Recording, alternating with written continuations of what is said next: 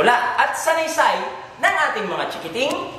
Sa pagpasok kasi ng buwan ng wika ngayong Agosto, siguradong kabi-kabila ang mga programa sa ating paaralan at opisina upang ipakita ang ating pagmamahal sa ating wikang pambansa, ang wikang Pilipino.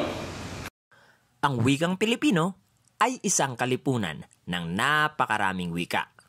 Mayroon itong mga katangian ng wika ng Latin, Griego, Hebreo, Sanskrit at Espanyol. Batay sa Komisyon sa Wikang Filipino, ito ay katutubong dialektong sinasalita at sinusulat sa Kalakhang, Maynila at sa iba pang urban areas sa Pilipinas.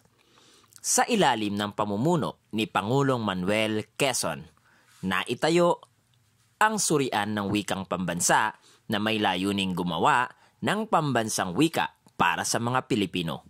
Dahil naniniwala si Quezon na mahalaga ang kaisahan ng wika sa isang bansa upang lubusang magkaintindihan at hindi magkawatak-watak.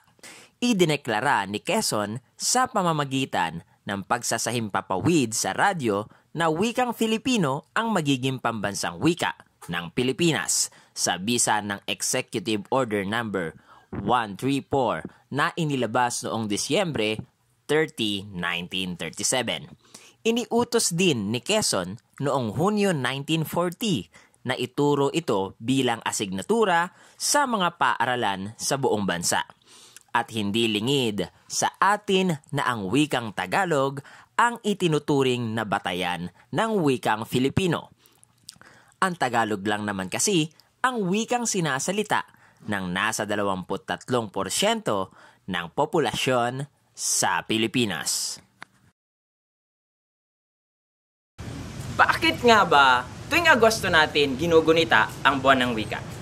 Ang buwan ng Agosto kasi ang petsa ng kapanganakan ni Quezon na kinikilala nating ama ng wikang pambansa. Mahalin natin at pagyamanin ang wikang sariling atin. Ako si Mike Corpus at ito ang Tuklas Kalaman!